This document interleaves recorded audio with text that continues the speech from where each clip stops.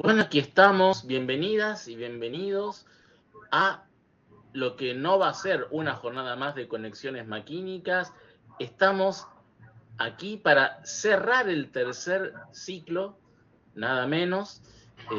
Mi nombre es Juan Manuel Spinelli y tengo el inmenso gusto, el placer, un verdadero honor hoy contar con Patricia Dip para este evento tan significativo, ¿no? El cierre del tercer ciclo en medio del cuarto ciclo que está transcurriendo. Patricia, ¿cómo estás? Hola Juan Manuel, muchas gracias, muy amable por la invitación, un gusto verte.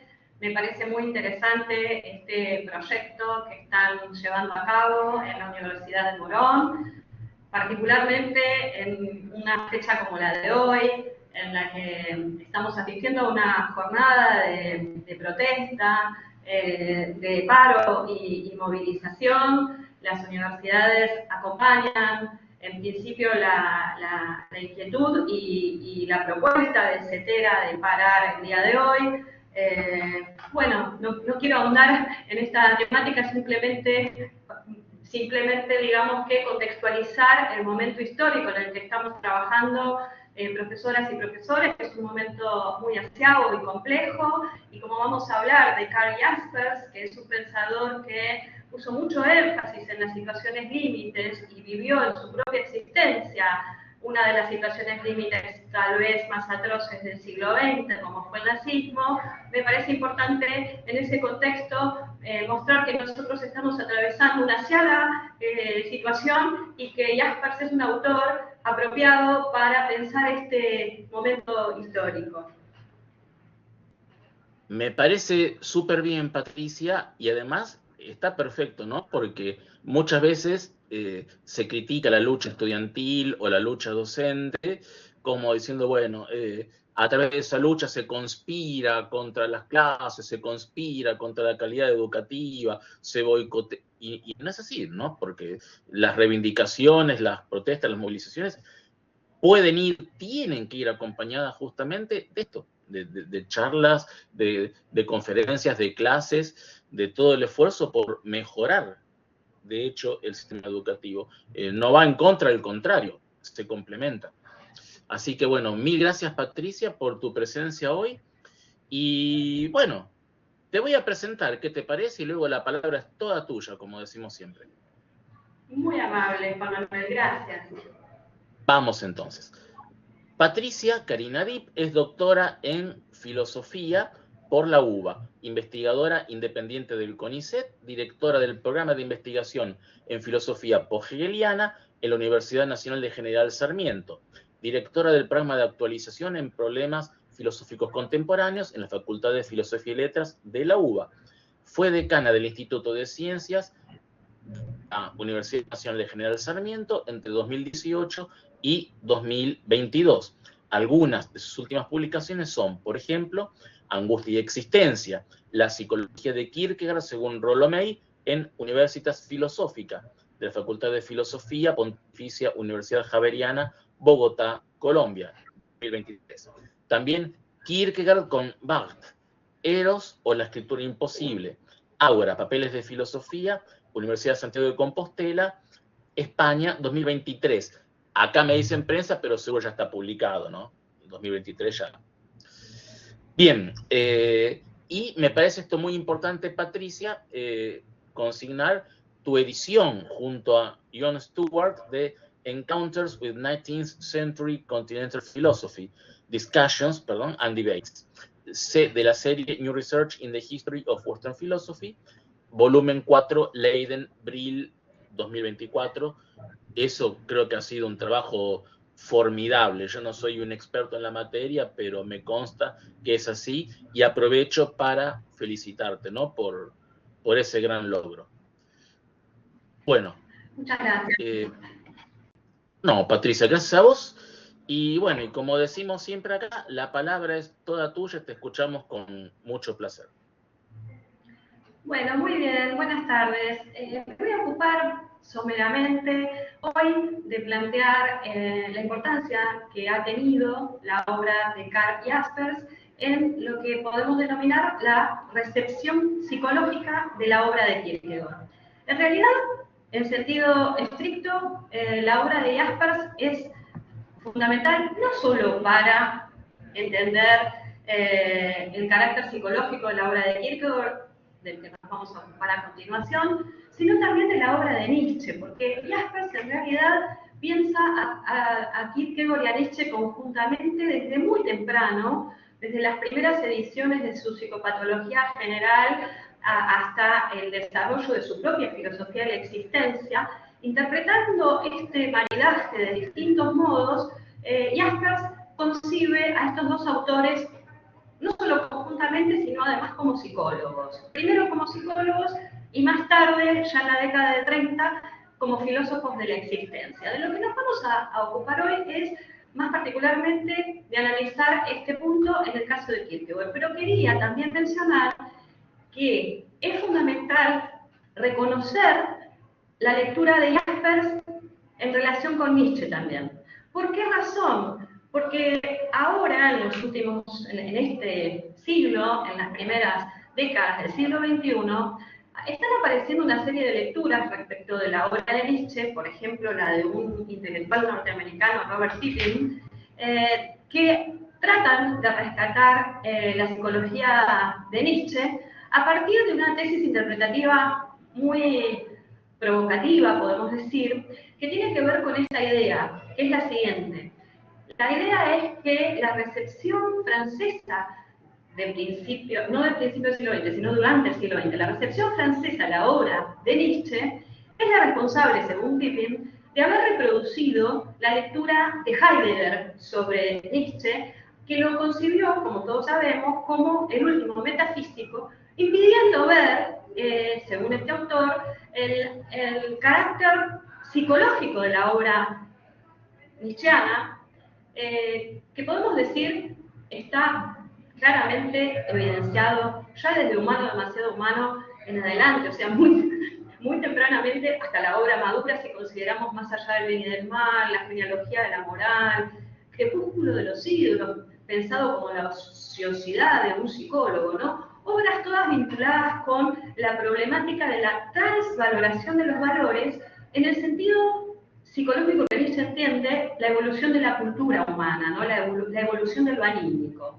En este punto, entonces, me parece importante rescatar a Jaspers no solo como aquel que permitió, primeramente, considerar a Kierkegaard seriamente desde la perspectiva del análisis psicológico, no solo a Kierkegaard, sino también a Nietzsche. Y en este sentido, Jaspers es el continuador, podemos decir, de la obra de George Brandes, que interpreta también a Kierkegaard y a Nietzsche conjuntamente en una lectura que es de carácter secularizador.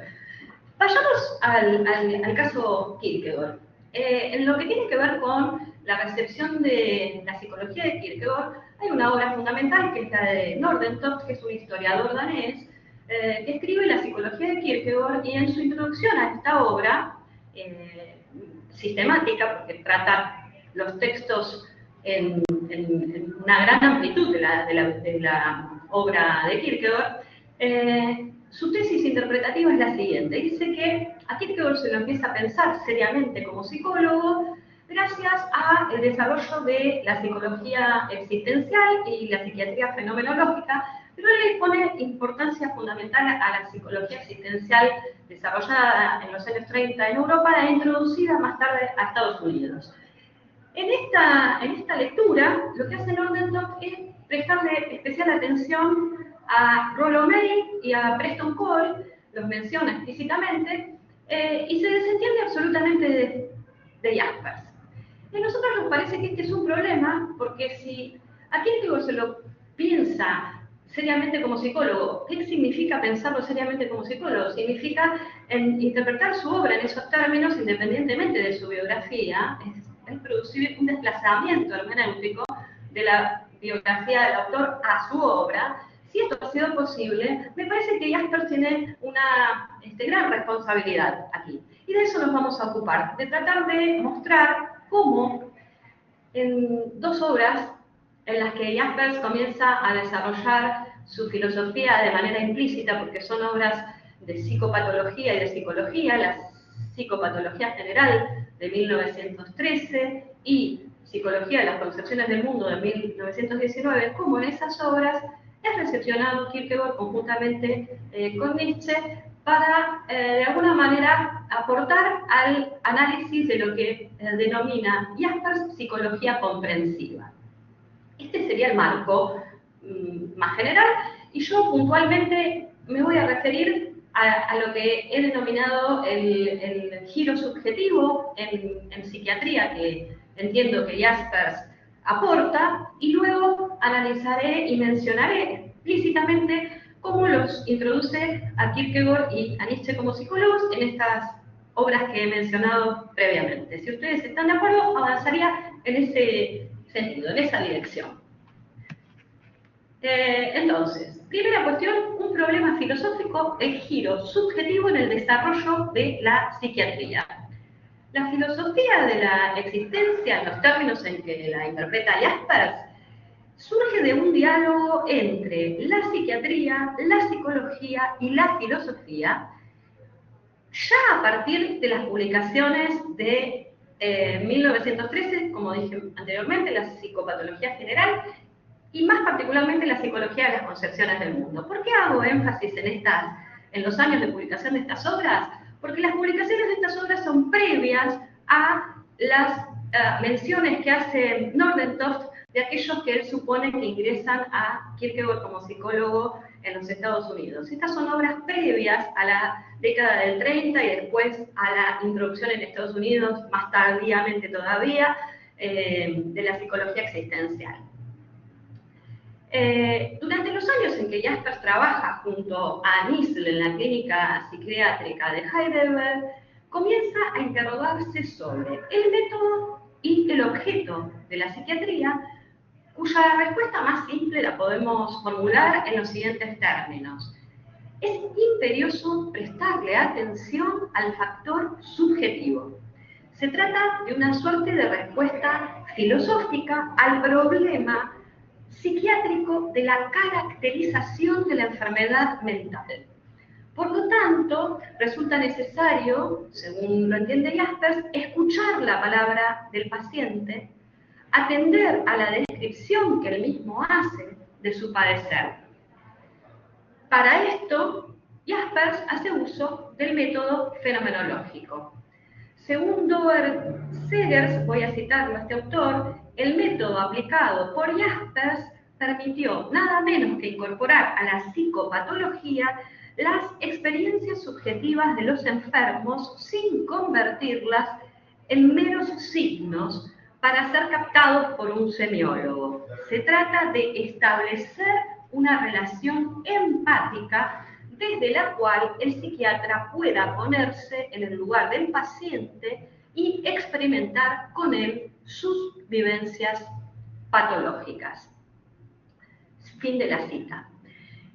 Esto, por supuesto, que tuvo importantes consecuencias para el desarrollo de la psicopatología, dado que, y voy a volver a citar a este autor de Segers, en todos los síntomas psiquiátricos se trata de experiencias subjetivas.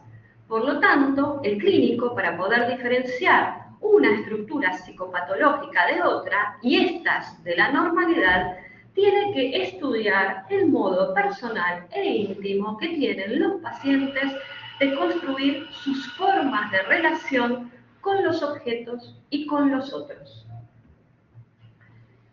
Fin de la cita de Segers.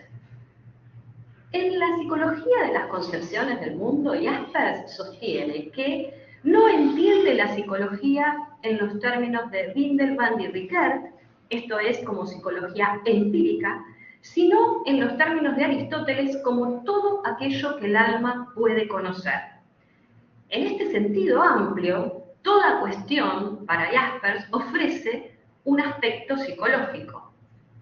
En este periodo que estamos considerando, se puede observar, por un lado, una suerte de solapamiento entre la filosofía y la psicología en el surgimiento de las preocupaciones de lo que va a ser más tarde la filosofía de la existencia de Jaspers, que se va a, digamos, explicitar en su obra Filosofía de la década del 30, y va a ser recogida también en las conferencias de 1935, denominadas estas conferencias racionales. Acá todavía está en germen esta filosofía de la existencia, pero vemos de qué modo, atravesando problemáticas de orden psicopatológico, psiquiátrico y psicológico, hay temáticas que van a conducir a Jaspers a finalmente llegar a la filosofía y a la filosofía de la existencia. En suma, en este periodo se puede observar lo que mencionábamos, ¿no? Este solapamiento entre la filosofía y la psicología por un lado, y por otro lado, que la perspectiva psiquiátrica que asume el pensador alemán no piensa la enfermedad mental como una enfermedad de base cerebral, como lo hace cierta psiquiatría de la época, ¿sí?, sino a partir de un giro subjetivo que no plantea únicamente la psicopatología de Jaspers. Tanto el psicoanálisis de Freud como la Daseinsanálisis de Binswanger deberían pensarse en el marco de este giro subjetivo. Todas estas terapéuticas se concentran en la subjetividad, aunque cada una de ellas entienda de distinto modo al sujeto padeciente y su relación con el terapeuta, ¿no? Jaspers y Binswanger, por ejemplo, comparten el supuesto antropológico de pensar que es necesario concentrarse en la totalidad del ser humano como fundamento de la psicopatología.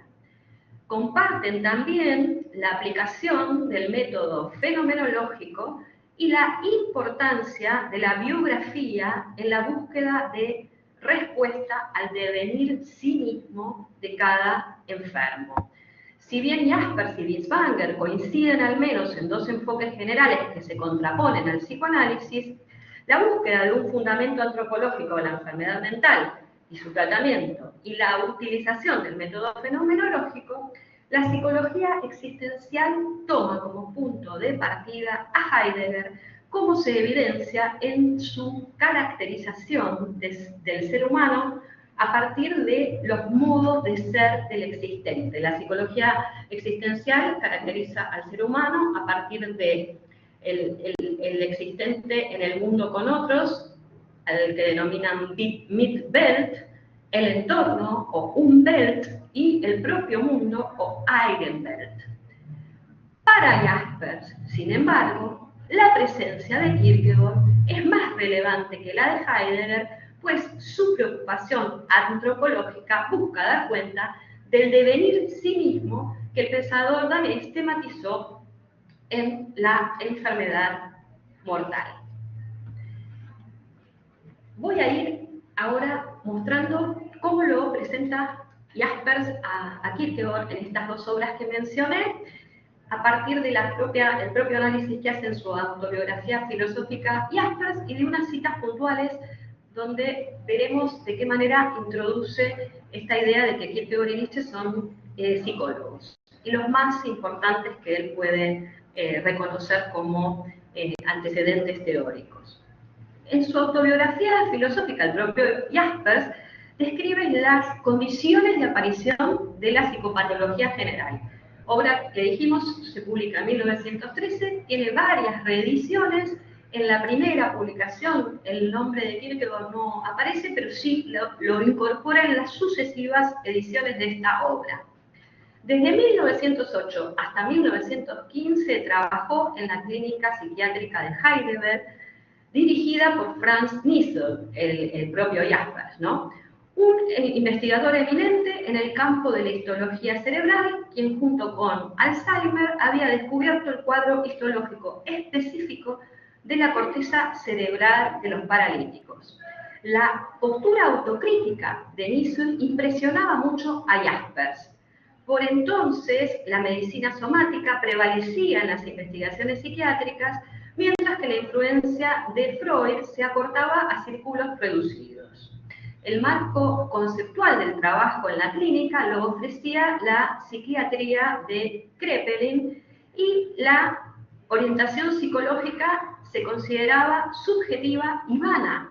O sea que las preocupaciones del propio Jaspers eran desconsideradas por, podemos decir, la psiquiatría hegemónica de aquel entonces. Solo se consideraba, digamos, que científico y valioso la psicología que seguía la dirección de Wundt, ¿sí? El problema era que los experimentos, estos que realizaban los psicólogos que seguían a Wundt, no resultaban útiles para el estudio de los enfermos mentales, ¿no? En las clínicas psiquiátricas alemanas de entonces era generalizada la conciencia del estancamiento de la investigación y terapéuticas científicas. A pesar de la frondosa literatura psiquiátrica acumulada durante 100 años, reinaba una gran confusión conceptual y parecía no existir una psiquiatría científica uniforme. Por lo tanto, el objetivo de Jaspers va a ser justamente ofrecer una podemos decir, perspectiva unitaria, es un objetivo metodológico, ¿no? Una perspectiva de las totalidades, de las perspectivas habidas para poder avanzar en el saber psiquiátrico. En ese entonces dice Jaspers lo siguiente: yo no solo leía el dogma somático, las enfermedades mentales son enfermedades del cerebro, este dogma era representado por Greisinger, sino también, además de esto, leía la tesis: las enfermedades mentales son enfermedades de la personalidad. Lo que estábamos tratando era también objeto de las ciencias sociales y culturales. O sea, el ser humano, visto desde el punto de vista de la enfermedad psiquiátrica, no se reduce a una problemática de base material neurológica cerebral, sino que es más amplio, ¿no? O esta es la pretensión de Jaspers, la búsqueda de una psiquiatría que piense al ser humano en términos no exclusivamente fisiológicos, ¿no? Y cuenta de este periodo la siguiente anécdota. Una vez, cuando grabábamos las expresiones verbales de los pacientes en estado de confusión y en los que exhibían un parloteo paranoico, le dije a Isel: debemos aprender de los filólogos. Debemos aprender de los filólogos. Empecé a mirar a mi alrededor en busca de lo que la filosofía y la psicología tal vez pudieran ofrecer. Entonces, mientras Jaspers se debatía sobre las limitaciones de la psiquiatría, buscando el auxilio de la psicología y de la filosofía, en 1911 recibe una invitación del editor Ferdinand Springer para escribir un libro sobre psicopatología general. Obviamente que acepta y, como podemos observar en estas manifestaciones de Jaspers, el contenido de esta obra estaba determinado por el influjo de la filosofía, ¿no? Por un lado, adoptó como método la investigación en la fenomenología de Husserl, denominada por Jaspers psicología descriptiva, sin seguir, no obstante, los desarrollos de esta fenomenología en lo que se refiere a la aprehensión de las esencias, ¿no? Dice Jaspers: resultaba factible y fructífero describir las experiencias íntimas de los enfermos como fenómenos de la conciencia. De esta manera, no solo alucinaciones, sino también experiencias imaginarias, modos de la conciencia de sí mismo y de los sentimientos, podían, a través de los relatos de los propios enfermos, determinarse con tal precisión que era posible reconocerlos con toda claridad en otros casos. Esto es lo que cree Jaspers, ¿no? Por otro lado, sigue a Dilthey haciendo suya la contraposición entre la psicología explicativa y la psicología descriptiva y analítica. En este contexto, Jaspers denomina su enfoque psicología comprensiva y se dedica a determinar los procedimientos ya vigentes desde hacía tiempo y utilizarlos de manera singular en la práctica. Bien. La psicología de Jaspers, esta psicología comprensiva, la podemos dividir en dos partes. La primera es básicamente descriptiva y la segunda parte es interpretativa. Esta última, la parte interpretativa, ¿sí?, lo que hace es interpretar justamente los datos obtenidos a partir de la descripción de acuerdo con los sistemas explicativos causalidad y comprensión. Si bien la descripción es fundamental para el desarrollo de la ciencia, no es suficiente, ya que se hace necesario organizar sistemáticamente los datos obtenidos. De allí que el orden de la psicología deba seguir, según Jaspers, dos momentos. Descripción por un lado y luego interpretación. Hay un tercer momento al que ahora me voy a dedicar también, que es una suerte de síntesis. Ahora bien, dado que el psiquismo responde a una doble determinación natural e histórica, la interpretación responderá a dos registros.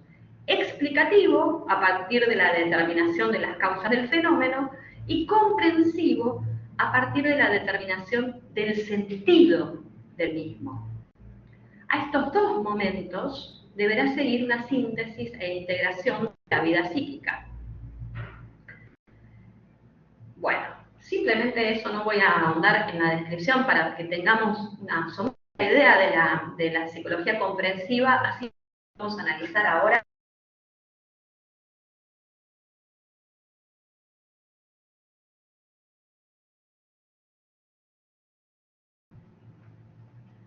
¿Vamos bien? Se cortó unos segundos. Se cortó unos segundos. Bueno. Referirte a la parte de la síntesis, ¿no? Bueno. Ahí cuando dijiste que hasta ahí ibas a comentar eso, ahí se cortó. Perfecto, bueno, entonces se cortó en el momento adecuado porque no quería avanzar más allá de esta somera descripción, si no iba a avanzar demasiado y quiero llegar al punto, ¿sí? Entonces, muy bien, continuamos. Independientemente de las temáticas que Jaspers pudo haber heredado de Kierkegaard, vinculadas a la noción de existencia, al desarrollo del sí mismo y a la necesidad de la comunicación indirecta, nos parece que el terreno en el que se pone en evidencia una cierta perspectiva común de análisis es el de la discusión epistemológica, más concretamente la discusión metodológica. Jaspers reconoce explícitamente la necesidad de hacer uso del método indirecto. Como saben muy bien los kierkegaardianos, es Kierkegaard el paradigma de la comunicación indirecta, y en su obra este tipo de comunicación se presenta en términos de una discusión implícita entre el conocimiento objetivo y el conocimiento subjetivo.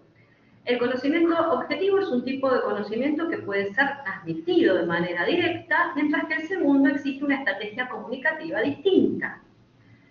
En Postscriptum, por ejemplo, se establece además una crítica al avance cuantitativo de la ciencia que se desentiende del progreso cualitativo del existente particular. Es en el terreno de este diagnóstico realizado por Kierkegaard que Jaspers, creemos nosotros, desarrolla su psicología comprensiva, entendida como una disciplina formulada entre la psicología empírica y la disquisición filosófica, cuyo fin, o mejor dicho, afán, es metodológico. O tal vez tanto su fin como su afán es metodológico. Son metodológicas estas búsquedas de Jaspers. Se trata de un tipo de psicología que deviene una de estas dos alternativas: mostración de hechos empíricos o discusión filosófica. Jaspers lo expresa de este modo: la psicología comprensiva no puede, pues, permanecer en sí un solo momento. O bien se vuelve psicología empírica en la comprensión de fenómenos, expresión, contenidos, mecanismos extraconscientes, o bien se vuelve esclarecimiento filosófico de la existencia. O bien filosofía empírica, más bien psicología empírica, valga el fallido que he tenido, o bien psicología empírica, o bien esclarecimiento filosófico de la existencia. La psicología comprensiva y la filosofía de la existencia se relacionan tan íntimamente que, aunque la filosofía de la existencia no es de ningún modo un dominio de la psicología, todo psicólogo se convierte en algún momento, quiera o no quiera, lo sepa o no en su práctica, en un filósofo esclarecedor de la existencia. Esto es lo que cree Jaspers. El esclarecimiento de la existencia permite acceder a posibilidades de sentido que buscan apelar a lo que yacía dormido inconscientemente en el individuo. Sin embargo, en la psicopatología, la psicología comprensiva solo tiene sentido si hace visible algo empíricamente, en tanto que obliga a observaciones, ¿no? Obliga a la realización de observaciones. El estar en medio de la psicología comprensiva hace que ésta necesite constantemente ser completada, por un lado por objetividades y por otro lado por lo incomprensible. Procede científicamente de manera impersonal o filosóficamente de manera personal. Es así que en el marco de la formulación de esta psicología, en las sucesivas ediciones de la psicopatología general, Jaspers va incorporando a Kierkegaard como psicólogo y va haciendo uso de las herramientas que este pensador le ofrece para delinear la psicología comprensiva mientras desarrolla, además, su propia filosofía de la existencia. Este es el trabajo que está haciendo Jaspers. Mientras desarrolla su filosofía de la existencia, tengamos en cuenta que Jaspers es uno de los pocos filósofos que no rechaza la denominación de filósofo de la existencia, al contrario, la explícitamente defiende, ¿no? Porque muchos de los que posteriormente han sido calificados como pertenecientes a esta corriente de pensamiento renegaron de esto, incluido Heidegger. No es el caso de Jaspers, ¿no? Jaspers produce conscientemente una filosofía de la existencia, toma, dice él, el concepto del propio Kierkegaard, y muchos lectores de Kierkegaard se ofenden con la lectura de Jaspers porque es una lectura que se desentiende del marco cristiano de la interpretación kierkegaardiana y reconoce que lo que hace es una apropiación de las ideas de Kierkegaard que le son útiles para el desarrollo de su propio pensamiento. Bueno, voy a citar específicamente algo de esta psicopatología general para mostrar cómo lo toma Kierkegaard. Dejar de mostrar el marco más general e ir al punto de a la utilización del propio Jaspers, ¿no? A la comprensión de cómo entender este uso que hace de Kierkegaard, ¿no? Estas obras que estoy mencionando son bastante voluminosas. Yo me voy a detener en capítulos específicos. En el primero de la segunda parte, que se titula, lo menciono el título por si alguna vez alguien está interesado en hacer este recorrido, en el capítulo primero de la segunda parte de Psicopatología General, el título es Relaciones comprensibles, las fuentes de nuestra capacidad de comprensión y las tareas de la psicología comprensiva. Con ese título bastante extenso, Jaspers comienza hablando del tema de la comprensión en psicología. Cita obras de poetas para pasar luego a obras intelectuales sobre el tema de la comprensión, destaca a los filósofos antiguos, Platón y Aristóteles, luego a los estoicos. Tan solo Agustín dice aporta el mundo entero de la comprensión occidental del alma. Más tarde, los franceses ofrecen obras aforísticas, sobre todos ellos está Pascal. Sistemática es solamente la obra de Hegel, La fenomenología del espíritu. Enteramente únicos y los más grandes de todos los psicólogos comprensivos son Kierkegaard y Nietzsche. Finaliza esa cita de Jaspers. Tomo otro ejemplo, otra cita de la sexta parte de esta obra, donde Jaspers analiza el ser humano. Hablábamos de la necesidad de que la psiquiatría conciba al ser humano como una totalidad, y en el análisis de esa totalidad Jaspers enfatiza la importancia de la autocomprensión. Y dice lo siguiente, dice que la autocomprensión de Kierkegaard se despliega en el lenguaje multívoco de la divinidad. La psicopatología no es independiente del problema de la esencia del hombre, se trata de un tema inmenso que han tratado la biología, la antropología, la teología y la filosofía, y ahí es cuando menciona que entre los filósofos que recomienda en relación con el tema de la esencia humana se encuentran Platón, Agustín, Pascal, Kant, Kierkegaard y Nietzsche. Luego, al discutir sobre la tradición intelectual en la que se debe basar la psicoterapia, Jaspers descree de los psicoterapeutas del último medio siglo que solamente se dedicaron a las neurosis, entre paréntesis, imaginen a quién está criticando, ¿no?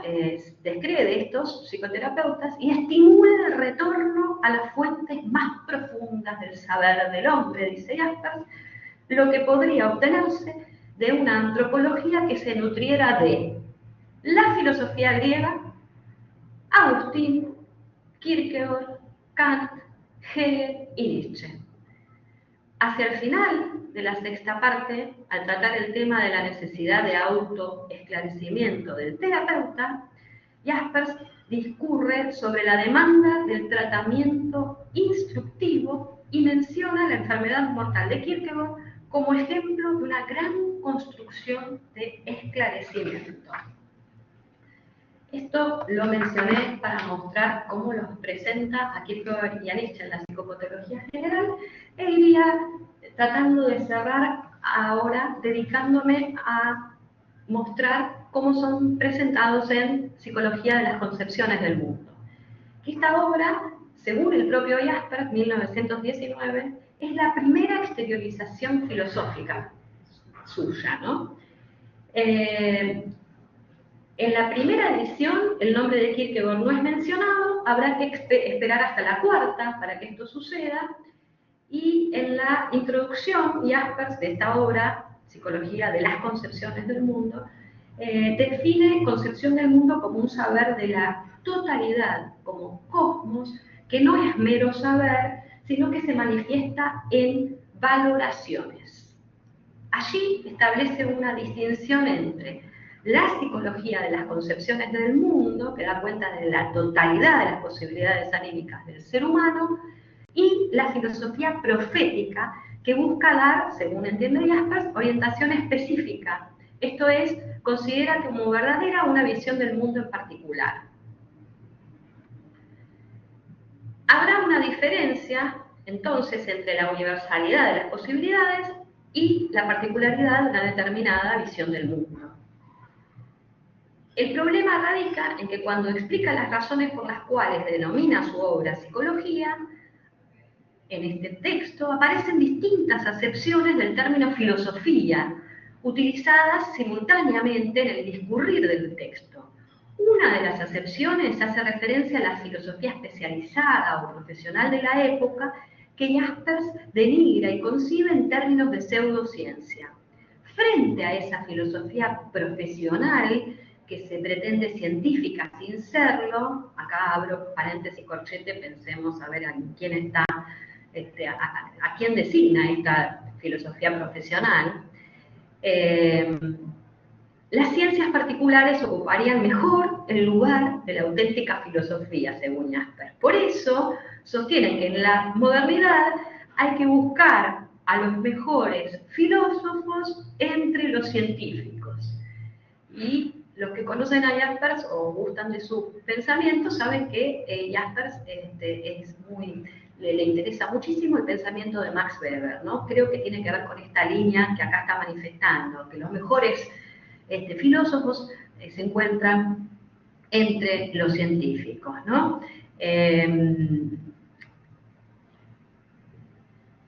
Al mismo tiempo, en este texto, que es bastante paradojal, podemos decir, hace referencia a una filosofía profética que sería concepción del mundo, ya que defiende ciertos valores y busca generar conductas y acciones a partir de ellos. Esta filosofía tendría carácter dogmático, dado que defiende un dogma y es pensada, por lo tanto, como un sustituto de la religión. Jaspers deja claro que su búsqueda filosófica no está orientada en la dirección de lo que él denomina filosofía profética. Por último, si existiera una auténtica filosofía, la psicología de las concepciones del mundo sería denominada efectivamente filosofía. De modo que la denominación de la obra depende del diagnóstico negativo que realiza Jaspers respecto de la filosofía de su época. En definitiva, la psicología de las concepciones del mundo pone en evidencia el recorrido filosófico que inicia Jaspers hacia su propia filosofía de la existencia, que no es ni pseudociencia ni sustituto de la religión, sino psicología comprensiva. Esta es un tipo de psicología que se desarrolla, como dijimos antes, entre la filosofía y la psicología, pues no puede prescindir del análisis concreto de casos, pero tampoco de una descripción totalizadora del ser humano. Me gustaría ahora cerrar mostrando cómo está esta obra constituida y qué lugar ocupa Kierkegaard en ella. La obra está dividida en 3 capítulos que se denominan Las actitudes, Imágenes del mundo y la vida del espíritu. Concluye con un apéndice dedicado a la teoría de las ideas en Kant. Entre paréntesis, sobre este tema, digamos, la influencia del pensamiento kantiano en la obra de Karl Jaspers, tenemos una tesis muy interesante de la década del 70 del profesor argentino Mario Presas. Quienes estén interesados pueden buscarla, es muy recomendable, sobre todo como un documento epocal, estamos hablando de la década del 70. Digo, como un documento epocal en el sentido de los momentos de interacción con la obra de Jaspers que nuestro pensamiento argentino ha mantenido y luego, por alguna razón, ha dejado de mantener. Kierkegaard es concebido como un maestro de la comunicación indirecta que defiende al pensador existente en contraposición al pensar científico objetivo. En la vida del espíritu, Jaspers distingue 3 formas típicas de maestros proféticos. Los maestros de principios, los maestros de la totalidad de la vida y los profetas de la comunicación indirecta. Los primeros, los maestros de principios, ofrecen reglas racionales para el vivir y el actuar. Y da como ejemplo Aristipo, Antístenes, los epicúreos y los estoicos. Los maestros de la totalidad de la vida son grandes formadores de sistemas, como Aristóteles, Tomás de Aquino y Hegel. Y los profetas de la comunicación indirecta no dan prescripciones ni enseñan cómo vivir, se rehúsan más bien a ser profetas. Sorprende a quienes menciona entre estos profetas de la comunicación indirecta. Si les digo Sócrates y Kierkegaard, probablemente no encuentren ustedes objeciones, pero si menciono a Kant, tal vez se sorprendan. Entre los profetas de la comunicación indirecta destacan Sócrates, Kant y Kierkegaard. El más difícil de ubicar y del que no desarrolla explicación alguna es Kant. Sí habla sobre la mayéutica socrática, a la que define como método pedagógico, y habla también de la comunicación indirecta de Kierkegaard, a la que considera como un modo de señalar lo esencial que no puede ser dicho directamente. Sobre estos profetas de la comunicación indirecta dice Jaspers que no buscan defender una posición determinada, sino más bien orientar al individuo hacia la propia decisión. A modo de cierre, diría entonces que la recepción psicológica de la obra de Kierkegaard en las primeras décadas del siglo XX se inicia con el tratamiento de la problemática de la comunicación indirecta por parte de Karl Jaspers. si Kierkegaard pudo ser tomado en serio como psicólogo, dejando atrás el interés biográfico por su personalidad, no se debió a la introducción de la Data Science Analysis y la psiquiatría fenomenológica en Estados Unidos, sino al devenir conceptual propiciado por los aportes de Jaspers desde sus primeras obras psicológicas hasta la formulación de su propia filosofía de la existencia. En este contexto, las distorsiones que le objetan a Jaspers, quienes se ocupan de estudiar la recepción de Kierkegaard en su obra, merecen ser matizadas, especialmente si ha de tomarse en consideración la importancia de la actualización y problematización de las ideas de la tradición filosófica para la producción de nuevos aportes teóricos, como es el caso del nuevo pensar que ya en la época de Heidelberg, Jaspers vislumbraba como objetivo para superar el estancamiento de la teoría y la práctica psiquiátrica. Además de la noción de existencia que Jaspers sostiene haber tomado de Kierkegaard, encontramos una suerte de recuperación metodológica del autor danés en lo que respecta al discurso indirecto. Si bien Jaspers no se concibe a sí mismo como un autor cristiano y por lo tanto el discurso indirecto no es utilizado para comunicar la verdad del cristianismo, en su obra aparece la noción de existencia abierta a la trascendencia y la necesidad de apelar metodológicamente al discurso indirecto para dar cuenta de la aclaración de la existencia que no puede realizarse de manera directa. O sea, aunque el contenido de la comunicación no sea el mismo, el pensador alemán utiliza el recurso metodológico de Kierkegaard. Jaspers, como hemos mencionado, hace explícita referencia a Kierkegaard al desarrollar este tema en Psicología de las Concepciones del Mundo y define a este tipo de comunicación en contraposición a una estrategia o engaño premeditado. Para Jaspers no se trata de callar premeditadamente lo que se sabe, sino de una actitud que consiste en comprender que todo lo que puede decirse directamente es lo inesencial, aunque portador indirecto de lo esencial.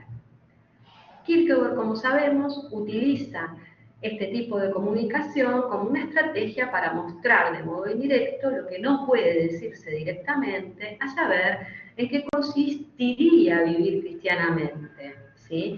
Es decir, que tienen distintos objetivos, justamente porque en el caso de Kierkegaard hay un contenido específico que se quiere comunicar indirectamente y es cómo se ha de vivir cristianamente, lo que para Jaspers sería una suerte de filosofía profética, podemos decir. La estrategia de Kierkegaard se basa, entre otras cosas, en el uso de seudónimos para engañar al lector sobre las intenciones últimas del autor, con el objetivo de que cada uno reconozca por sí mismo la verdad. Mientras en Kierkegaard la comunicación indirecta tiene relación con la verdad cristiana en su sentido estético-religioso, Jaspers tiene conexión con lo que él denomina la vida del espíritu, que propicia la apertura a la trascendencia, pero no necesariamente a la religión cristiana. Por eso podemos decir, siguiendo algunos críticos, que Jaspers propicia la posibilidad de leer seriamente a Kierkegaard como psicólogo al plantear su lectura en la línea secularizadora de Brandes, recayendo en lo que algunos conciben como una suerte de distorsión de los fundamentos últimos de la metodología usada por el danés, lo que genera una cierta paradoja, ¿no? Que al concebir a Kierkegaard como psicólogo, Jaspers estaría distorsionando el sentido filosófico de su propuesta teórica.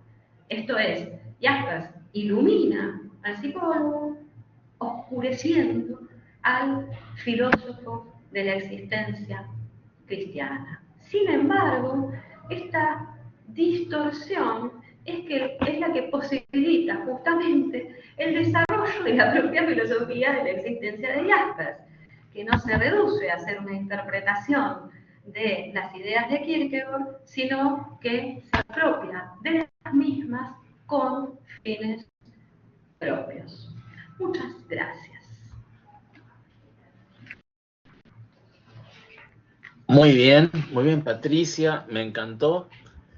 Justo estaba anotando algo para capaz comentar algo después, ¿no? Para charlar esto del psicólogo como algo que se usa a veces para acusar, ¿no? Por ejemplo, me acuerdo de Nietzsche, nuestros profesores cuando hablaban de Nietzsche allá 30, 40 años atrás, objetaban esto del psicólogo. No es filósofo, es psicólogo, ¿no? Algo distinto de lo que vos planteas con respecto a Kierkegaard, pero más o menos, ¿no? Como que si alguien es filósofo, psicólogo, perdón, parece como si fuera negativo, como si estuviera un escalón más abajo, ya sea no sé, de lo que tiene que ver con la religión, ¿no? Con el pensar la religión, o con el pensar las ideas, no importa, pensar la religión, pensar a Dios, pensar las ideas. Parece como que psicólogo desmerece, está en un escalón más abajo. Bueno, nada.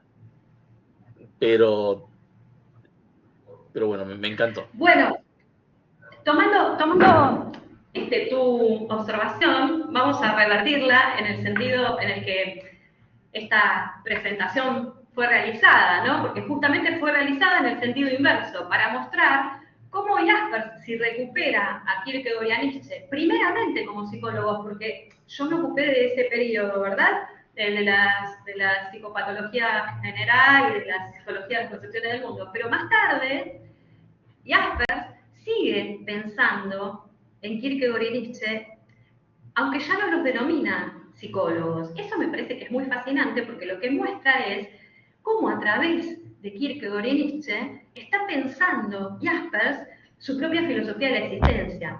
¿Cómo los va a denominar cuando él ya haya formulado su filosofía de la existencia? Los va a denominar filósofos de la existencia. Y uno diría, en el caso de Kierkegaard esta recepción es más natural que en el caso de Nietzsche, que ha sido pensado como vitalista, como incluso anarquista. Ha habido diversas interpretaciones del pensamiento nietzscheano, pero filósofo de la existencia es un poco sorprendente. ¿Cómo es que Jaspers finalmente, cuando desarrolla su filosofía, los presenta a Kierkegaard y a Nietzsche como filósofos de la existencia? Haciendo uso del diagnóstico epocal que estos pensadores formulan para describir lo que Jaspers considera que es necesario superar, que es la consolidación europeo. Las figuras de Kierkegaard y Nietzsche, que parecen antagónicas, uno ateo y el otro cristiano, sin embargo, conjuntamente le permiten a Jaspers realizar el diagnóstico de su propia época. O sea, los piensa siempre, los piensa y los repiensa, con Kierkegaard y Nietzsche desde su juventud hasta ya época más madura. Jaspers formula su propio pensamiento, y eso a mí me parece muy interesante, ¿no? Porque no está haciendo una réplica de las ideas de los autores, incluso en el caso de Nietzsche lo dice textualmente, dice: el que quiera leer a quería saber qué piensa Kierkegaard, lea Kierkegaard. Yo estoy haciendo uso de sus ideas para mis propios fines. Lo declara Jaspers, digamos, no oculta sus objetivos. Y me parece que eso es importante para la época presente también, ¿verdad? Porque es un ejemplo de cómo trabajar en la filosofía, cómo trabajar tratando de producir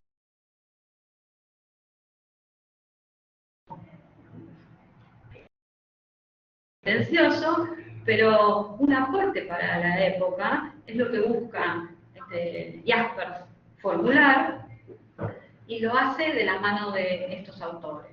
Creo que su pensamiento ha sido un tanto opacado por diversas razones, tal vez tengan que ver los vínculos con otros pensadores de la época, digamos, Heidegger, Hannah Arendt, ¿no? Que formaban ahí un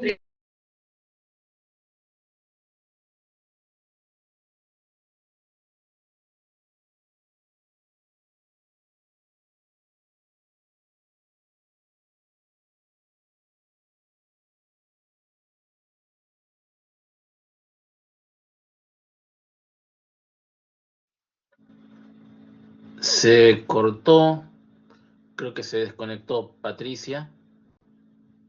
Ya seguramente ahí está reconectándose.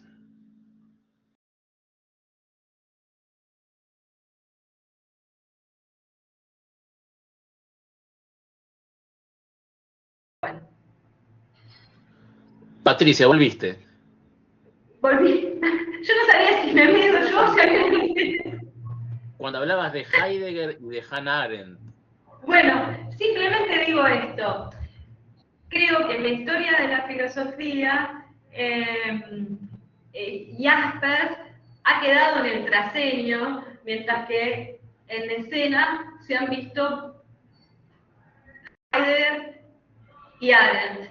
Y es hora tal vez de poner en un primer plano e iluminar la obra de Jaspers, que pase a ocupar la escena principal, me parece, a mí, modestamente. Me gusta esa apuesta, me gusta esa apuesta para frenar un poquito, para hacerle un poco de sombra a ese otro señor que me cuesta hasta nombrarlo, me cuesta hasta nombrarlo. No me cae muy simpático, pero bueno. Mira, justamente eso que decís, Juan Manuel, me recuerda a el análisis que hace Domenico Lo Zurdo de las posiciones. Creo interpretar que tal vez este sea tu problema, ¿no? Las posiciones que distintos intelectuales mantienen frente al nazismo.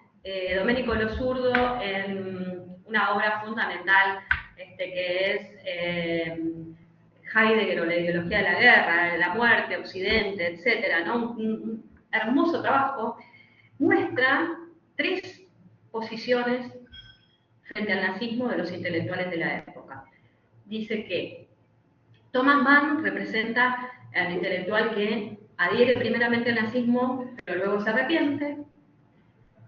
Heidegger representa al intelectual que adhiere y no se arrepiente, públicamente. Y Jaspers representa al intelectual que nunca adhirió al nazismo y que padeció durante el nazismo la producción de justamente su filosofía de la existencia. Uno puede mirar epocalmente la producción de la filosofía de la existencia de Jaspers y pensarla como un modo de resistencia, ¿no? Porque, bueno, no vamos a entrar en la historia personal de Jaspers, pero sufrió mucho durante esta época. Estaba casado con una esposa de origen judío y temía lo peor, ¿no? Entonces vivió en esas circunstancias, siempre cuestionándose por el rol del intelectual en un momento tan aciago de la historia de la humanidad, podemos decir. Decime si estoy equivocado o ya viste que a cierta edad la mente te funciona no de la mejor manera. Ya está acá, venga un Jasper para mí, venga un Jasper por favor, a ver en qué consiste mi estado mental. Pero yo creo recordar una anécdota que leí en una biografía, un breve texto biográfico sobre Heidegger, en una compilación hecha por Abraham en los 90, Vidas Filosóficas. Y creo que la anécdota era más o menos así, una conversación que habían tenido Jaspers con Heidegger, donde Jaspers prácticamente como que le decía, pero che, no podés adherir a esto es una locura, y que Heidegger había tenido una frase extrañísima, mística, pero muy rara, como diciendo, pero sus manos, ¿usted ha visto sus hermosas manos? No sé, tengo esa anécdota medio borrosa, capaz que, no sé, en algo me juego una trampa mi propia mente, pero creo que es así. Sí, es muy interesante, ¿no? Esa anécdota en relación con digamos, la intersección entre estética y política, ¿no? La respuesta de Heidegger a una problemática política de una densidad inenarrable es estética, pero has visto sus manos, ¿no? Creo que no es la única estética posible. Creo que digamos, hay posibilidades de pensar la estética en otro registro, digamos, la interacción entre política y estética en otro registro y no en este, que es tal vez un modo evasivo de dar cuenta del presente histórico, ¿no? Ciertamente tuvieron un vínculo estrecho, pero claro, para Jaspers será inaceptable ese posicionamiento y se separaron, no hubo manera de reintegrar un diálogo, ¿no? De recuperar un diálogo frente a posiciones tan disímiles. A mí me parece que es sumamente actual el modo de pensar la existencia de Jaspers, porque nos obliga a posicionarnos justamente, y algo que no tratamos hoy, pero que es muy importante en su trabajo intelectual, es lo que mencionaba al principio, el impacto de las situaciones límite en la existencia de las personas y en el desarrollo del pensamiento filosófico también. Y creo que estamos atravesando en la región, particularmente en nuestro país, pero además en el mundo, una situación límite desde el punto de vista de la definición del ser humano, ¿no? Pensemos en el genocidio que se está cometiendo actualmente en Gaza, ¿no? Cómo las coordenadas de lo humano se resignifican frente a este espantoso acontecer actual. Me parece que Jaspers aporta. Y es interesante también ver, ya que mencionas Gaza, ¿no? Cómo cada vez que estamos ante un genocidio, la parte que lleva a cabo el genocidio o que es cómplice, ¿no? Porque hay mucho de complicidad, trata de mostrarte que no es un genocidio, de ninguna manera. Es una guerra, es un acto de defensa ante la agresión, y lo mismo ha ocurrido aquí en Argentina con nuestro propio genocidio, ¿no? Esto es una guerra, en la guerra vale todo, y además, siempre, el agresor es el otro. El que reacciona, el que trata de defenderse, ¿no? El que se ve vapuleado, masacrado, termina extrañamente en el puesto del agresor, que hay que eliminar. Ese es un mecanismo muy obvio, muy elemental, pero que sigue siendo utilizado. Sigue siendo utilizado. Todavía hoy, bueno, hoy leía justamente en otro contexto, ¿no? Pero eso, ¿no? Que la historia argentina no hablaba aún, no hablaba lo suficiente, ocultaba, por ejemplo, el siniestro bombardeo de Plaza de Mayo, como un hecho del que no se habla, que se barre bajo la alfombra y que se ignora por completo a la hora de dar cuenta después de lo que pasó a fines de los 60 o en el 70, ¿no? Como si eso no hubiera existido, como si de repente determinadas partes de nuestro pueblo se hubieran vuelto locas, se hubieran reaccionado de manera violenta o actuado de manera violenta sin justificación, y por lo tanto era necesario reprimir, era necesario, bueno, actuar violentamente para suprimirlas. No, siempre se acude a ese mecanismo, ¿no? El que se defiende en realidad es el agresor. Y el agresor, por supuesto, es malo para la democracia, es malo para la vida de la sociedad, hay que eliminarlo. Perdón, pero me parecía un tema esencial, una perversa lógica que es necesario denunciar. Y bueno, vamos a ver si hay preguntas, porque me enganché muchísimo, empecé a hablar yo, pero bueno, hay una pregunta de Davy. Davy, adelante. Muchas gracias por estar.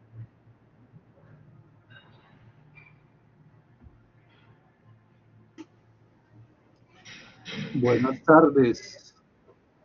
Saludos desde ¿Qué tal? Colombia. Muchas gracias por la ponencia, la profesora, muy interesante y como siempre quedan más preguntas que respuestas. Eh, yo tengo dos preguntas. La primera es la siguiente. ¿Cuál es la relación teórica que encuentras en Hegel y Kant desde Kierkegaard?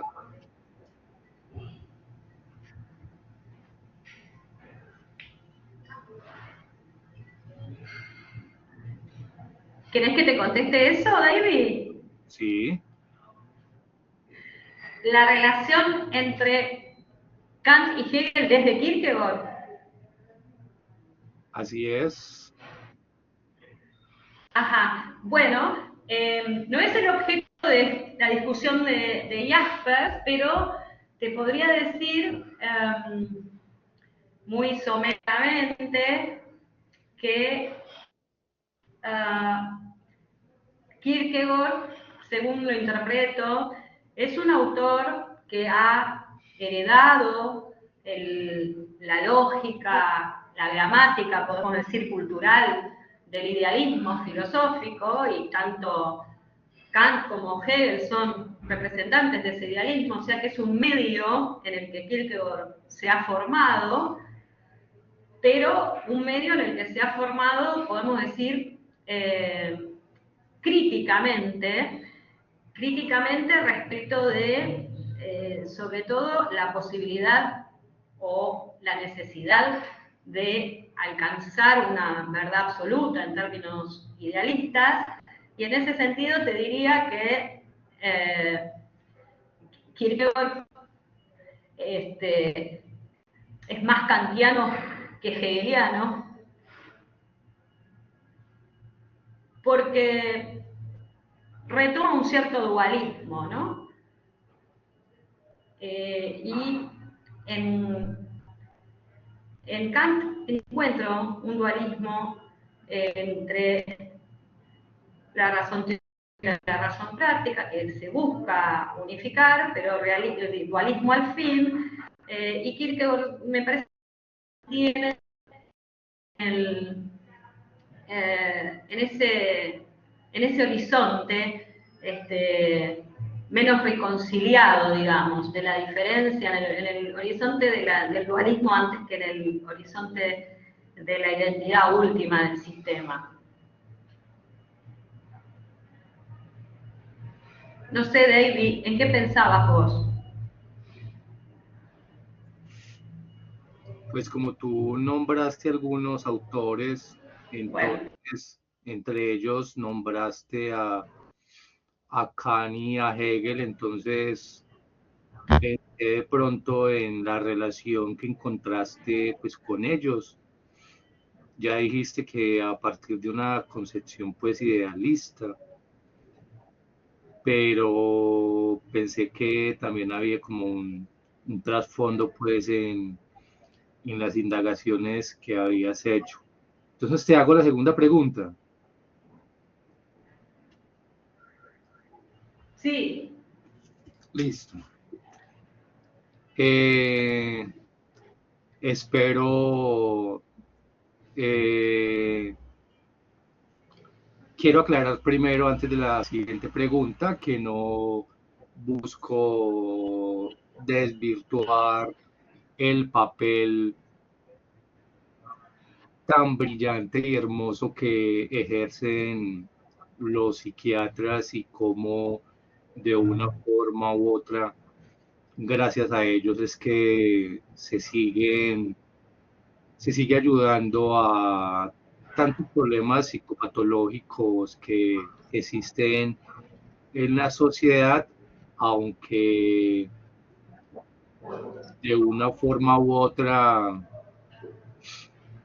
eh, se puedan encontrar cuestionamientos en la psicopatologización.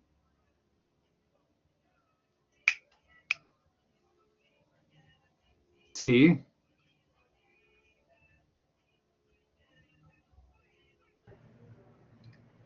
En la psicopatologización. Entonces, mi pregunta sería la siguiente, a partir de lo último que mencioné. ¿Qué críticas encuentras en la función y desarrollo de las historias clínicas a partir del ensayo y el error desde las investigaciones realizadas por tu parte? A ver, David, yo lo que hice fue describir cómo la filosofía de Jaspers surge a partir de una formación previa que es en medicina y en psiquiatría, ¿no? Mi objetivo era, en todo caso,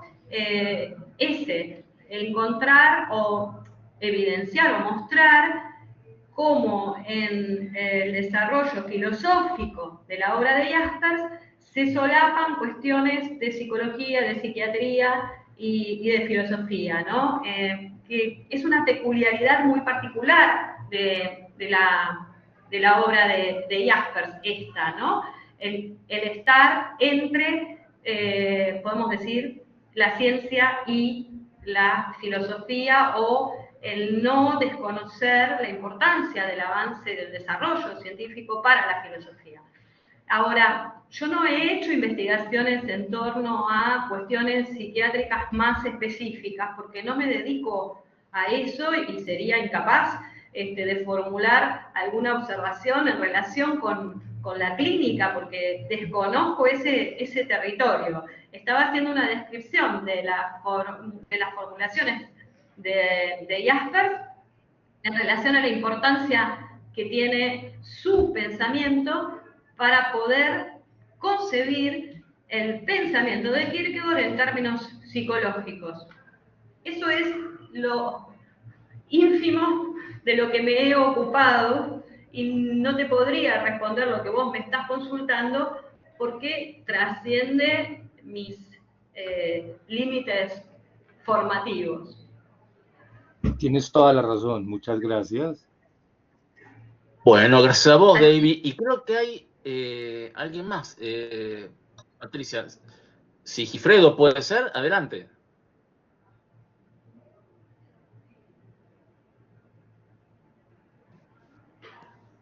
Hola, ¿qué tal? Muchas gracias por la exposición, me encantó. Quisiera, bueno, ahí había puesto el comentario, gracias por la exposición. Jaspers creo que es un pensador fundamental para entender muchas de las discusiones contemporáneas y siempre tiene un diagnóstico muy lúcido, muy crítico, pero también, no sé si esperanzador sea la palabra, pero abre horizontes y creo que ha sido injustamente olvidado.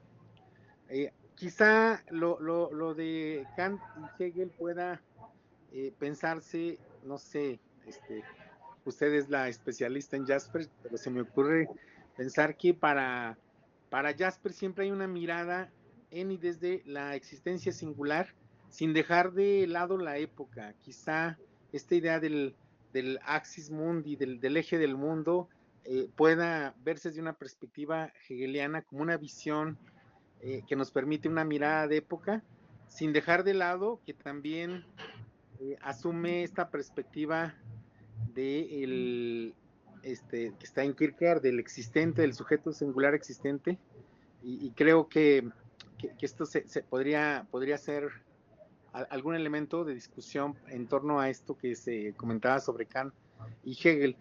Una pregunta,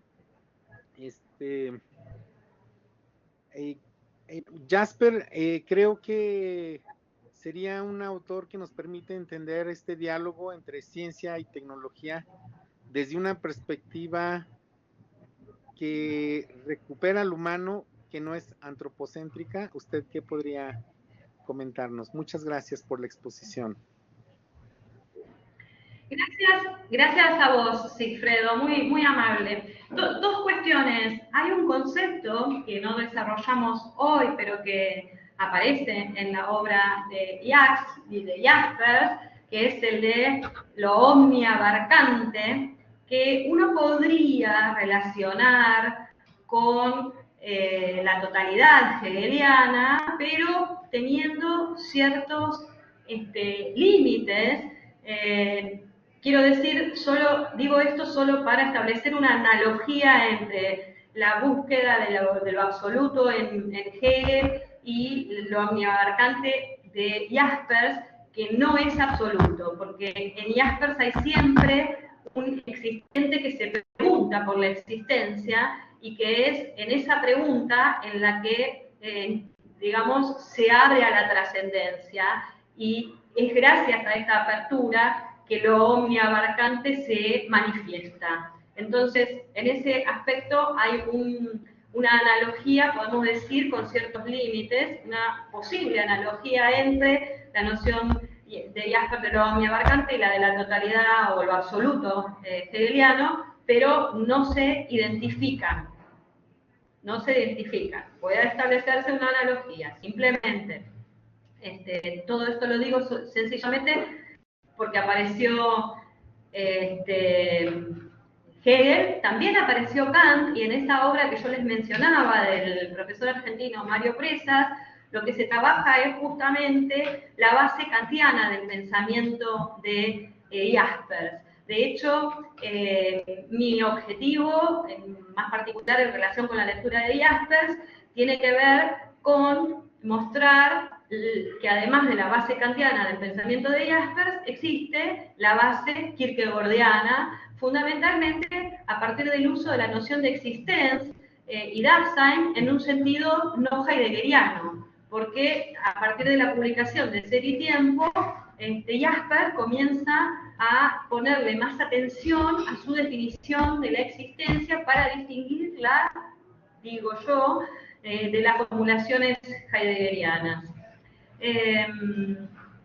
Y por último, sí, Sigfredo, creo que Jaspers tiene mucho para decir desde esa perspectiva, ¿no? de la actual, ya la revolución tecnológica ha pasado distintos niveles, podemos decir, y ahora estamos en un plano en el que hasta, digamos, lo que podríamos pensar como revolución tecnológica llegó al punto de los diversos desarrollos de inteligencia artificial, ¿no? Jaspers es un autor pertinente para pensar la relación entre la filosofía, la ciencia y la época. Yo creo que sí. Él mismo lo ha puesto de manifiesto cuando cree que no se puede hacer filosofía sin estar al tanto de cuáles son los desarrollos científicos, sin que esto signifique que la filosofía deba reducirse a la ciencia. La filosofía no puede avanzar si no conoce lo que la ciencia de su época produce, pero tampoco la filosofía se reduce a lo que la ciencia de su época realiza, digamos, ¿no? Eso es lo más interesante, creo yo, de la propuesta de Jaspers en relación con el tema científico. Una filosofía desentendida de los avances científicos de su propia época es estéril para Jaspers. No puede decir nada con sentido, aunque el sentido de la filosofía no se reduzca a replicar los descubrimientos científicos. O sea, tiene otra función. Gracias, Sigfredo. Estupendo, buenísimo. Al buenísimo. contrario, gracias por la exposición. Gracias, Sigi. Bueno, no sé si hay alguna pregunta. Yo me quedé pensando mientras por ahí alguien prepara algún otro comentario, alguna preguntita. Me resulta muy interesante el tema que vos mencionaste en un momento de tu desarrollo, ¿no? La conexión entre lo psicopatológico, el tema de la enfermedad en general, te diría yo, yendo un poquito más allá, y la esencia humana. Esa cosa que está ahí, ese nexo, me parece muy provocador, muy interesante repensar, que esto es algo que se ha hecho, bueno, en los autores que vos trabajaste, pero me acordaba también de Foucault, a quien le interesa, al joven Foucault le interesa el tema de la enfermedad mental, bueno, posteriormente, obviamente, su historia de la locura, ¿no? Pero, y tantos otros pensadores, ¿no? Y yo, no sé, yo tengo una visión medio rara de la enfermedad. Yo creo que estamos equivocados si pensamos la enfermedad como algo negativo que irrumpe de pronto, de repente, alterando la salud, bueno, llevándonos en última instancia hacia la muerte. Yo tiendo a ver la enfermedad como algo constitutivo, pero no en sentido peyorativo o negativo, ¿no? En un sentido pesimista, estamos enfermos, sino como algo que tiene que ver con, voy a usar una palabra medio, la esencia de la vida misma. Es imposible vivir en un estado de salud, al menos como lo creemos nosotros. Yo tiendo a pensar que la enfermedad de algún modo es constitutiva de la salud. La salud es siempre precaria, una organización de ciertos elementos que abre un montón de líneas de fuga.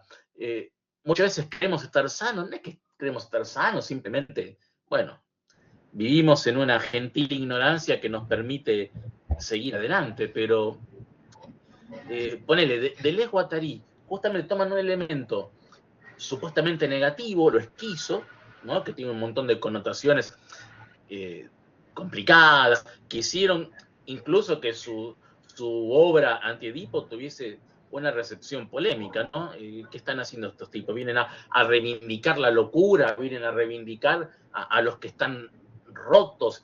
Bueno, tuvieron que hacer muchas advertencias en ese sentido. No estábamos hablando en ese sentido, pero no importa. Es como pensar lo negativo, pensar lo que tiene que ver con el dominio de la enfermedad en principio, como otra cosa, llevarlo a un plano ontológico, pero no desde el punto de vista pesimista, por lo menos en Deleuze Guattari, es ver la vida en general y la vida humana en particular de una manera creativa, como un proceso de producción que también es producción de arte, bueno, de muchas cosas. Bueno, nada, me fui por las ramas un poco, pero este es un tema que me apasiona. Es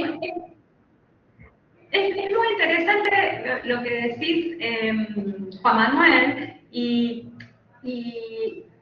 Jaspers en esta cuestión de la relación entre la psicopatología y la esencia del ser humano, me parece que apunta a lo que yo mencioné de una manera un tanto irónica como giro subjetivo, o factor subjetivo, digamos, para retomar connotaciones de otros problemas, pero para mostrar que también en la psiquiatría es legítimo pensar en esos términos, ¿no? en la importancia del factor subjetivo, porque lo que está diciendo Jaspers en un punto no es muy distinto de lo que dice Freud, pero con otro objeto, podemos decir, de estudio. Freud le da la palabra a las que padecen, a las mujeres padecientes, a las histéricas, digamos, ¿no? Y a partir de la palabra de la padeciente desarrolla una terapéutica. Jaspers hace lo mismo, o busca hacer lo mismo, en el contexto de una psiquiatría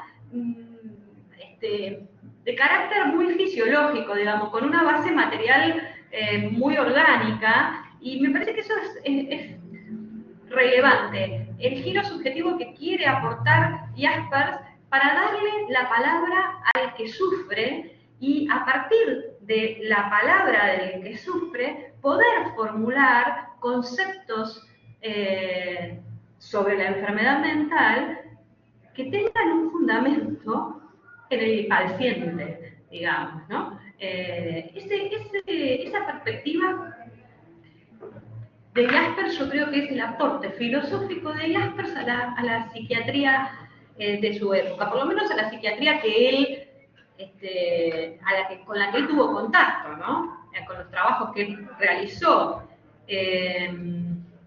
Y yo creo que esa formación, justamente, la formación de base de Jaspers, o sea, haber llegado a la filosofía, no haber partido de la filosofía, es lo que lo vuelve un pensador tan particular y en algún sentido perenne, ¿no? Porque pasan las épocas y cada vez que una nueva época se abre, creo yo, vale la pena volver a Jasper, por lo menos en el siglo XXI, veremos qué pasa en el siguiente. No sabría decirte, pero un segundito, Sigi, que hago un breve comentario y te doy la palabra. Justamente dar la palabra, que vos mencionás esto. A mí me parece que ese es el gran mérito, una vez más, de Deleuze-Guattari cuando critican, por ejemplo, ciertas derivas del psicoanálisis freudiano. ¿Por qué? Porque, y tiene mucho que ver con lo que vos hablabas de Jaspers, me parece. Por ejemplo, un caso puntual, Schreber. No tomemos el caso Schreber como un conjunto de signos, o más propiamente de síntomas, que el psicoanalista tiene que interpretar para descubrir la verdad que subyace al delirio.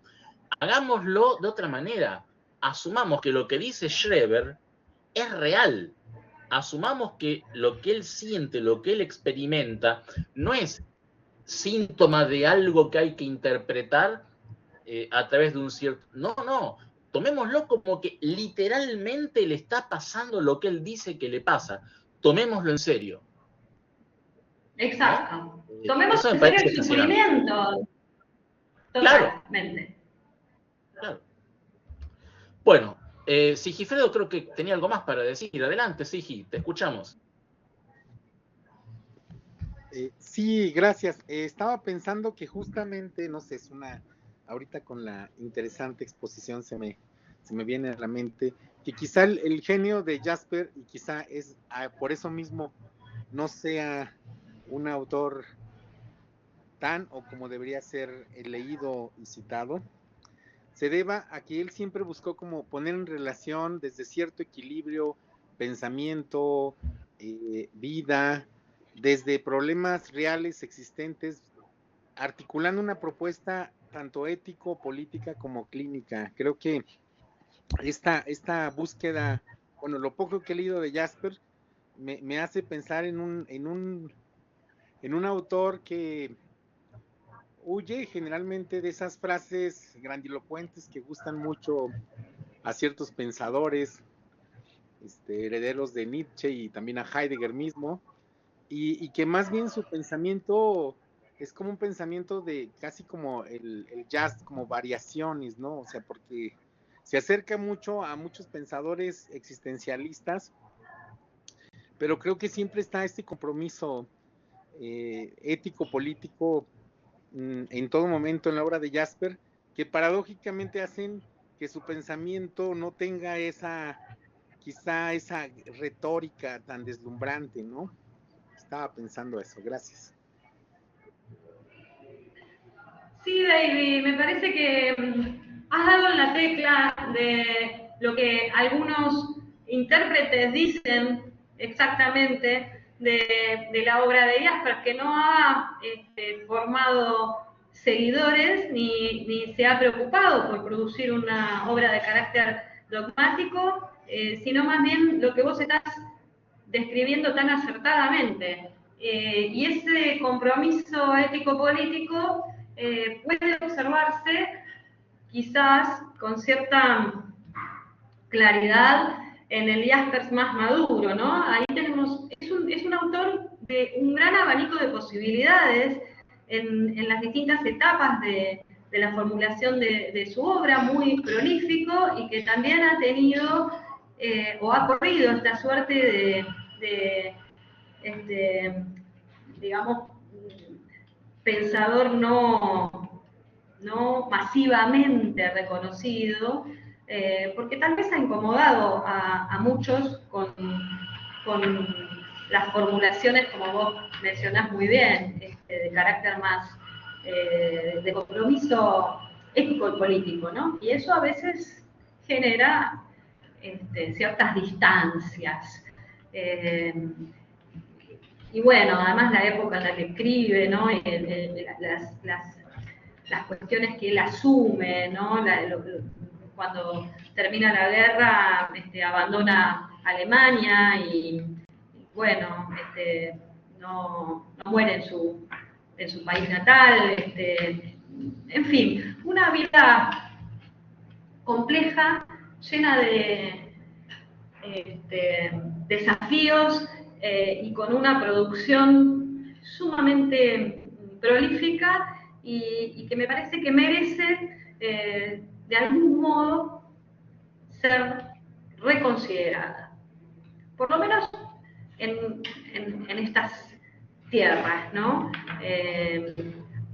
Sí ha habido en los últimos tiempos una recuperación desde el punto de vista de los trabajos en psiquiatría, de la psicopatología general de Jaspers. De hecho, se ha publicado un volumen muy recientemente, digamos que lo que hace es rendirle homenaje a esa obra de Jaspers después de un siglo, más de un siglo, de su primera publicación. Bueno, excelente, Patricia, excelente realmente. No sé si hay alguna otra pregunta. Yo, por mi parte, te digo que... Perdón, David, enseguida, dame un minutito. Que nada, me apasionó realmente el tema. Tenía miedo de quedarme afuera porque tal vez no son los autores que yo más manejo, pero muy lejos de eso.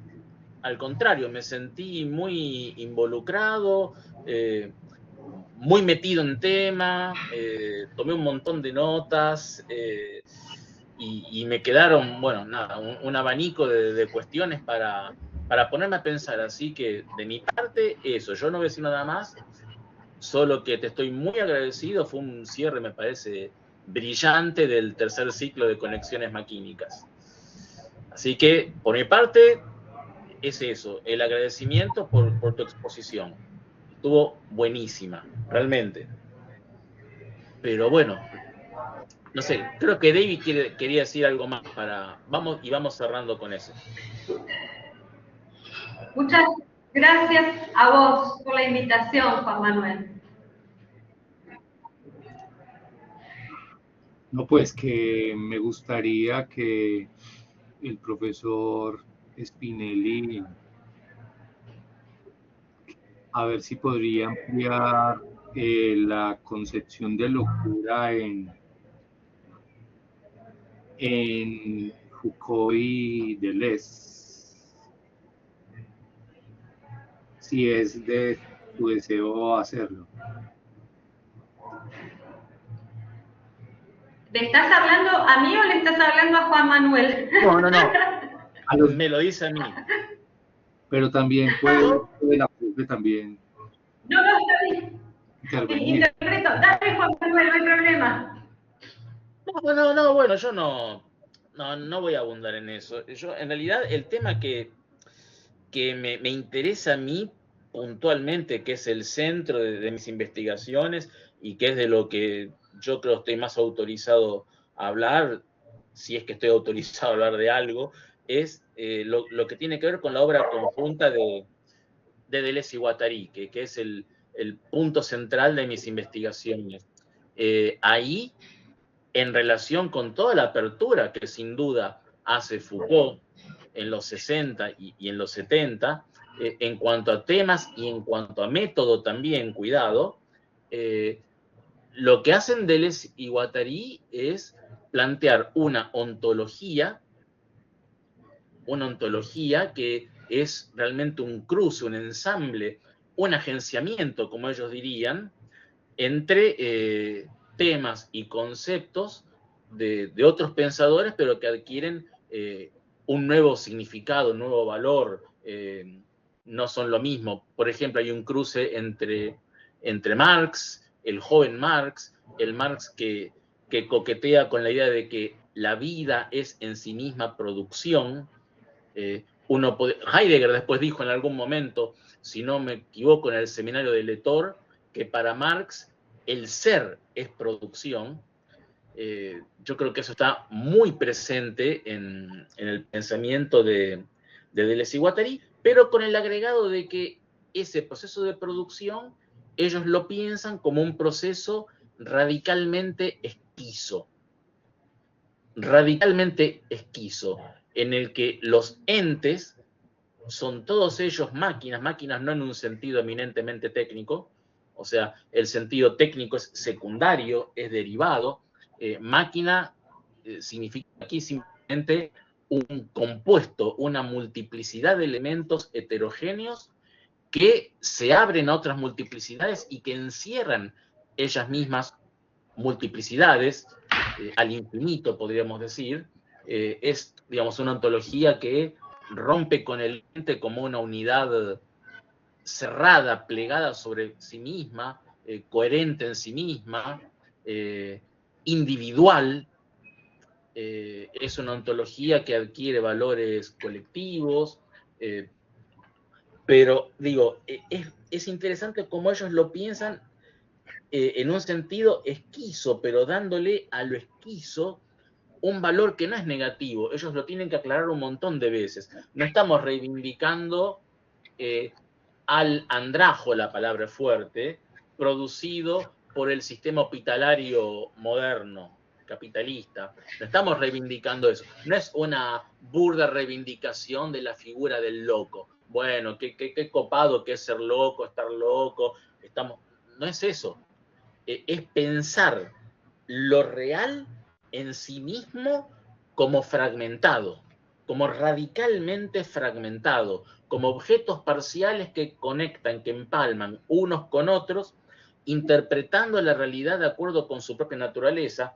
Ellos, por ejemplo, recusan el concepto de interpretación propio del psicoanálisis freudiano-lacaniano, pero utilizan, y esto no se dice mucho cuando se habla del tema, otro concepto de interpretación que es más orgánico o más maquínico, es decir, cada órgano interpreta la realidad en sus propios términos o de acuerdo con su propio código. El ojo lo interpreta todo en términos de ver, de visión, y así cada sentido. Es decir, es otro tipo de interpretación, si se quiere, que tiene que ver con la conexión maquínica de cada órgano con su entorno. Entonces, digo, para redondear, no hay en Deleuze y Guattari una reivindicación ingenua de la locura, ni creo que la hay tampoco en Foucault, sino que es pensar lo que llamamos loco en otro contexto y en otro plano. Bueno, hay que atender a lo social, a lo cultural, como decías vos en algún momento, Patricia,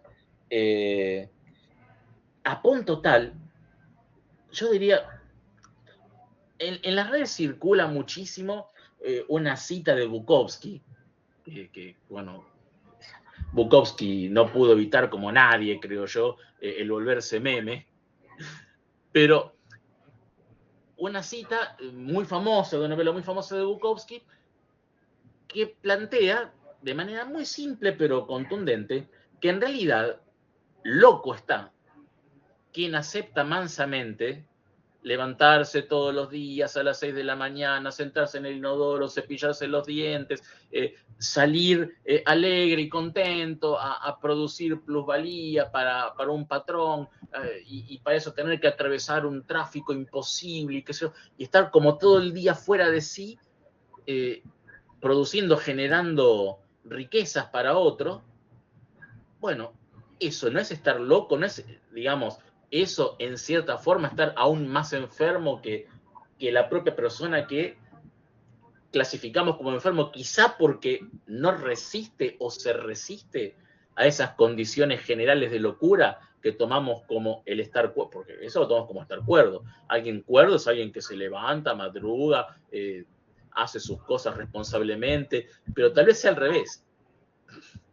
Tal vez sea al revés. Por lo menos plantearnos como pregunta eso, ¿no? Si en un sentido negativo no estará enfermo aquel que creemos cuerdo.